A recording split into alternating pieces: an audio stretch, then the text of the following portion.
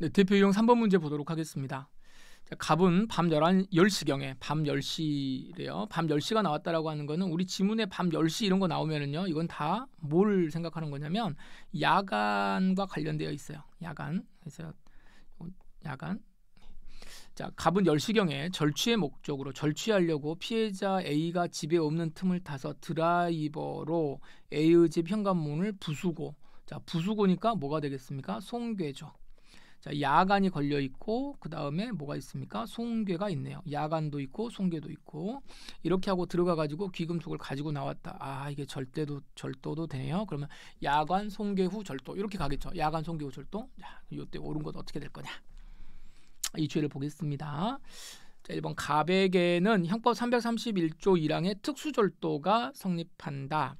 네, 특수절도를 보시면 이 특수절도 조문이 여기 이제 야간 송괴 후 침입절도 요게 있고 그다음에 2인 이상도 있고 흉기 여기도 있죠. 근데 여기에서 뭐 요거 성립한다. 요거는 뭐 맞겠네요. 예, 당연히 요거는 자, 옳은 것은 끝나버렸네요. 1번이 답이네. 네, 문제가 너무 허무하게 나왔습니다. 그럼 2번, 3번, 4번이 왜 틀린지를 이제 보셔야 되겠습니다. 자, 2번. 자, 만약 위사례에서 갑이 현관문을 부순 시점에 부쉈어요. 근데 집으로 돌아오는 A에게 들켜가지고 도망을 갔습니다.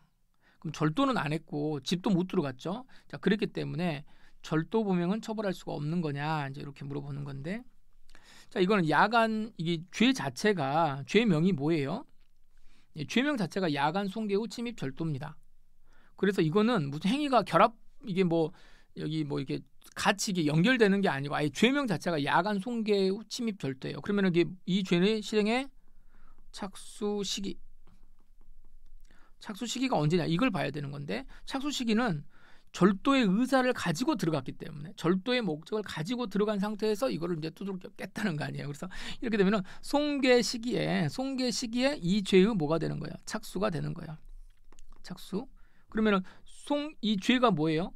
야간 송괴 침입 절도죠. 절도. 결국은 뭐냐면 앞에 뭐 야간이냐 송괴냐 뭐 이런 것들은 침입이냐 이런 것들은 제외하고 마지막은 뭐냐면 이건 어디에 있는 거예요? 절도죄예요. 절도죄.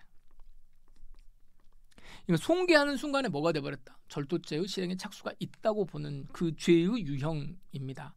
근데 아까 이제 앞에서 우리가 나왔던 이 대표 유형 문제를 살펴보시면은 자, 여기 주관에 들어갈 때 여기 있었죠. 주관에 들어가게 되면 자, 주거 침입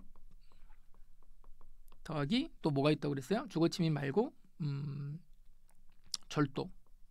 여기에서는 주거 침입하고 절도가 서로 분리된다고 그랬죠. 경합범위라고 그랬죠. 그러니까 이때는 집에 들어갔다고 하더라도 절도하고는 아무런 관련이 없어요. 근데 이 야간에 들어가는 거 있잖아요. 이 야간에 들어가는 경우는 들어가는 순간에 야주절 같은 경우는 들어가는 순간 그냥 야주절도 마찬가지입니다.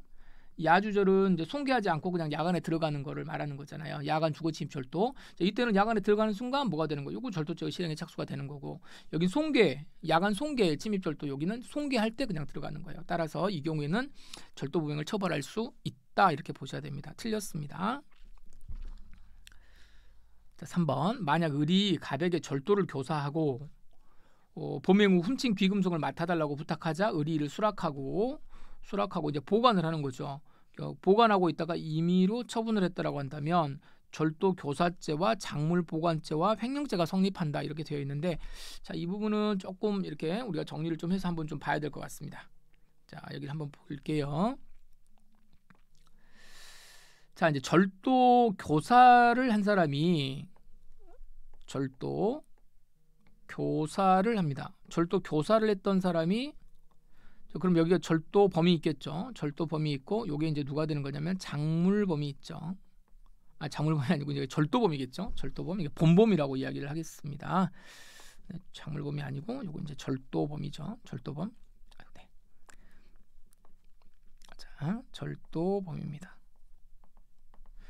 자, 이건 절도 범위고요. 절도 교사 범위고. 근데 절도 범위 여기를 갖다가 다시 이렇게 해 가지고 작물을 이제 팔았다는 거예요. 그럼 이렇게 되면은 요건 뭐가 됩니까? 여기가 이제 작물 범위 되겠죠. 작물. 그럼 절도 교사범하고 작물 범의 지위는 둘 다 뭐가 되느냐? 둘 다 양립하는 거냐? 여러분 원래 절도 교사범이 있을 수가 있고 절도범이 또 작물범이 될 수 있습니다. 그래서 절도를 한 사람이 얻은 거는 이게 뭐예요?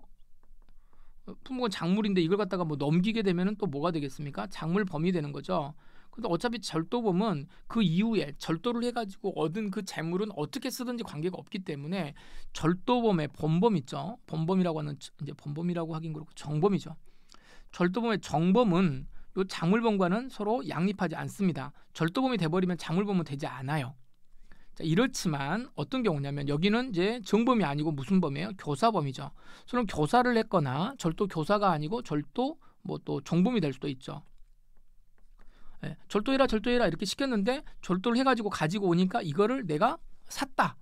아니면 내가 보관하겠다. 이렇게 되면 작물범이 돼버립니다. 그래서 절도 교사범 하고요. 절도 교사범하고 작물 보관죄. 자, 이거는 서로 양립이 가능해요. 가능합니다. 절도 교사와 작물 보관은 서로 둘 다 성립합니다. 둘 다 성립한다. 그래서 이거는 경합범이 됩니다. 자, 여기까지는 맞는데 그럼 작물을 보관하고 있다가 이것을 갖다가 임의로 처분했다. 임의로 처분했다라고 하는 건 작물 보관이라고 하는 거는 이건 뭐예요? 타인 소유죠. 타인 소유이고 그 다음에 여기 뭐가 됩니까? 자기 점유가 되는 거죠. 타인 소유, 자기 점유. 자, 이렇게 되기 때문에 타인 소유, 자기 물건을 갖다가 임의로 처분했다 그러면 이건 뭐가 되겠습니까? 횡령이 됩니다. 횡령. 자, 이렇게 되면 요 횡령 범죄도 어떻게 되겠느냐? 횡령 범죄, 절도 교사와 작물 보관죄는 서로 간에 같이 인정이 되는 거지만 그랬을 때 작물을 보관했던 사람이 이 물건을 임의로 처분했을 때 이게 횡령죄도 되느냐? 근데 우리 판례는 뭐라고 그러냐면 작물 보관한 사람은 이미 작물 보관하는 상태에서 소유권 원래 이제 이 잃어버린 사람이 있을 거 아닙니까? 피해자의 소유권을 찾아가는데 이미 이제 방해가 되는 거죠. 그래서 그 어느 법익 침해를 다 해버렸기 때문에 작물 보관한 사람이 이거를 뭐 팔아먹든 삶아먹든 구워먹든 간에 이거하고는 관계가 없다. 그래서 이거를 단절시켜 버립니다. 그래서 작물 보관죄가 성립을 하게 되면 요 횡령죄는 성립하지 않는다라고 보는 것이 우리 판례가 됩니다. 그래서 요 이제 결론을 요 구조를 좀 잘 보시고 그런데 여기서 뭐다 절도 교사범이나 종범만 이런 경우고요. 이 절도범 이 정범인 경우에는 작물범이 따로 성립하는 것은 아니다. 아예 또 이렇게 보셔야 돼요. 그래서 이제 이 내용을 보시고 이제 정리를 하시면 다시 이제 문제로 우리가 돌아가 보면은요. 3번을 지금 우리가 봤죠? 3번 지문 지금 우리가 보고 있죠? 만약 갑이 갑에게 절도를 뭐 했다? 절도를 교사했다라고 돼 있죠. 절도를 교사했다. 교사범이에요. 그러니까 이게 정범인 이 절도범인지 아니면 절도 교사범인지 또는 절도 그 종범인지 이걸 보셔야 돼요. 그러니까 다행히 여기 교사를 했기 때문에 교사를 했으니까 뒤에 보면은 자 부탁하자 맡아달라고 했으니까 작물 보관죄가 되는 거죠. 수락하고 가지고 있다가 그렇게 되면 자 절도 교사죄가 되고 작물 보관죄가 돼요. 그런데 그 뒤에 뭐 했다는 겁니까? 임의로 처분을 했다. 임의 처분했을 때 이게 횡령죄가 성립하는 거냐? 요거는 안 된다. 횡령죄는 안 된다라고 보는 겁니다. 그래서 틀렸습니다. 자, 3번 왜 틀린지 아시겠죠? 다른 부분에서도 충분히 볼 수 있습니다. 이거 횡령죄는 요건 안 된다는 거. 왜 횡령죄가 안 되는지 그 부분을 절도죄의 정범이냐 공범이냐 여기에 따라 달라진다는 거 이거 잘 정리를 해두시면 되겠습니다. 네, 이 정도를 여러분들이 잘 보시고요. 자, 4번 보겠습니다. 자, 만약 갑이 A의 현금 카드를 사용하여 이제 훔쳐가지고 이제 현금 카드를 훔쳤나 보네요. 네, 현금 카드 귀금속인데 현금 카드를 이용을 해가지고 돈을 인출할 목적으로 현금 카드를 가지고 나와 현금 자동지급에서 돈을 인출한 후 그럼 요 현금에 대해서 이렇게 되면은 이건 뭐가 되는 거예요? 현금에 대해서 절도죄가 성립하겠죠. 자, 이건 성립을 하는 거고 인출한 후에 현금 카드를 제자리에 가져다 놓았다. 그럼 현금 카드는 어떻게 돼요? 요거 현금 카드를 제자리에 갖다 놓았다. 요거는 뭐가 된다? 불법 영득 의사가 없다는 거죠. 불법 영득 의사가 없기 때문에 이 부분에 대해서는 절도죄가 성립하지 않습니다. 근데 이제 지문에 뭐라고 되냐면 현금 카드에 대한 절도죄와 인출한 현금에 대한 절도죄가 성립한다 이랬으니까 현금 카드의 절도죄는 성립하지 않겠죠. 그래서 여기도 틀렸습니다. 네, 그래서 2번, 3번 답은 허무하게 1번인데 2번, 3번, 4번이 왜 틀리는지를 정확하게 보시고 또 정리를 해두셔야 되겠습니다. 네, 대표형 3번 문제 정답은 1번입니다.